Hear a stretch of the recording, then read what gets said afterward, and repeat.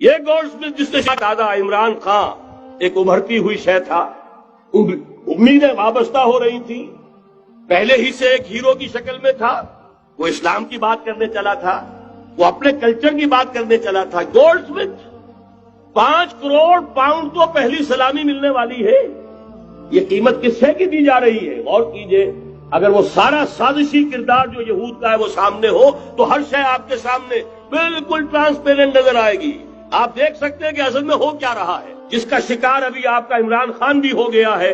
کل جمعے میں مجھے اس کے بارے میں گفتگو کرنی ہے۔ وہ آرڈر آف دی الومناٹی 1776 میں قائم کیا گیا تھا، یہودیوں کی سازش، وہ آج تک چل رہی ہے۔ آج بھی یہودی ہے کہ جو اسلام کا خاتمہ اور مسلمانوں کو اپنے کمی کاری بنانے کے لیے ایک پورے ورلڈ آرڈر کا نقشہ بنا کر آ چکے ہیں، اور آج در حقیقت آپ کا اصل دشمن، میں بالکل اتفاق کرتا ہوں مولانا سے، اصل دشمن نمبر 1 میرے اور آپ کے اندر موجود ہے، میرا اور آپ کا نفس۔ اصل دشمن یہ ہے، نفس ما ہم کم طرف فرعون نیست لیکن اورا اون ایرا اون نیست۔ اور دوسرا خارجی دشمن سب سے بڑا یہودی، لیکن یہ کہ اس وقت کے اور اس وقت کے حالات میں ایک بڑا فرق واقع ہوا ہے۔ مجھے اقبال کے وہ شعر یاد آ رہے ہیں، دنیا کو ہے پھر مار کے روح و بدن پیش، تہذیب نے پھر اپنے درندوں کو ابھارا، اللہ کو پامر دیے مومن پہ بھروسہ، ابلیس کو یورپ کی مشینوں کا سہارا۔ وہی تاریخ ستیزہ کار رہا ہے ازل سے تا امروز، چراغ مصطفی سے شرار بولہبی، تو دنیا کو ہے پھر مار کے روح و بدن پیش، تہذیب نے پھر اپنے درندوں کو ابھارا، اللہ کو پامر دیے مومن پہ بھروسہ، ابلیس کو یورپ کی مشینوں کا سہارا۔ میں جس فرق کی طرف اشارہ کر رہا ہوں ذرا اس پر غور کیجئے۔ جس وقت یہودی حضور صلی اللہ علیہ وسلم اور صحابہ کرام کی مخالفت کر رہے تھے، ان کے اور عیسائیوں کے درمیان دشمنی تھی۔ وقالت اليهود ليست النصارى على شيء وقالت النصارى ليست اليهود على شيء، ان میں آپس میں سانپ اور نیولے کا بیر تھا اس وقت، جبکہ نبی اکرم صلی اللہ علیہ وسلم کے ساتھ یہود کی یہ کشاکش جاری تھی۔ یہی وجہ ہے کہ آپ کو معلوم ہے کہ قرآن مجید کہتا ہے کہ بدترین دشمن تمام انسانوں میں اہل ایمان کے وہ یہود ہیں، اور قریب ترین اگر کسی کو پاؤ گے دوستی میں مسلمانوں کے تو وہ نصارہ ہے۔ سورہ مائدہ کی آیت ہے، وَلَتَجِدَنَّ أَشَدَّ النَّاسِ عَدَاوَةً لِلَّذِينَ آمَنُوا الْيَهُودَ وَلَتَجِدَنَّ أَقْرَبَهُمْ لِلَّذِينَ آمَنُوا مَوَدَّةً لِلَّذِينَ آمَنُوا الَّذِينَ قَالُوا إِنَّا نَصَارَىٰ۔ اس وقت صورتحال یہ تھی۔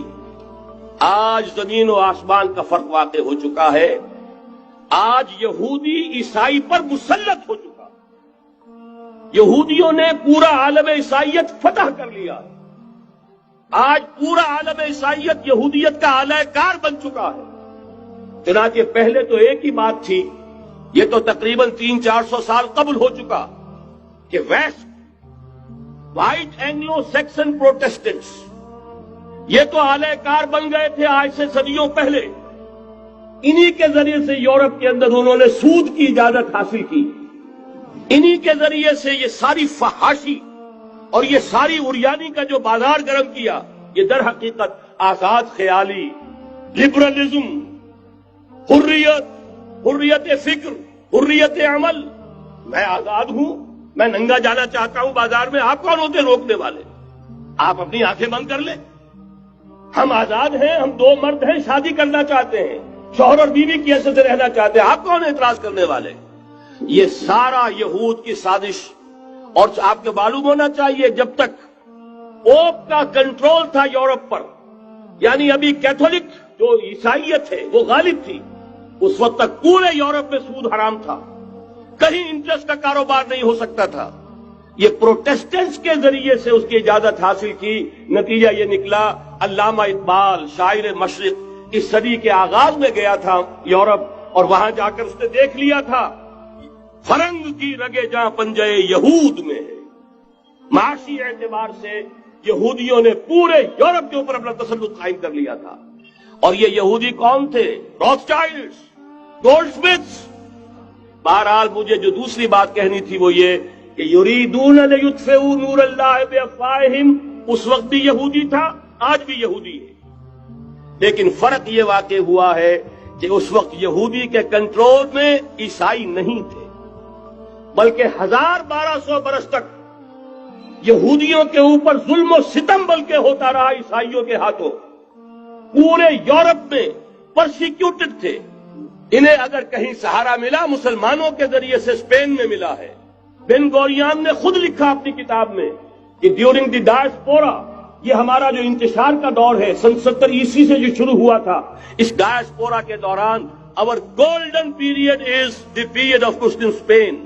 ہمارا سنہری دور وہی ہے جو مسلمان ہسپانیہ کا دور ہے. انہیں آرام ملا، انہیں پروٹیکشن ملی، انہیں عیش ملے، اور وہیں سے انہوں نے عیسائیت کے اندر نقب لگا کر اور وہاں سے اپنے راستے پیدا کیے. اور دوسرا کام یہ کیا، عیسائیوں کی عداوت کا رخ اپنی بجائے مسلمانوں کی طرف کر.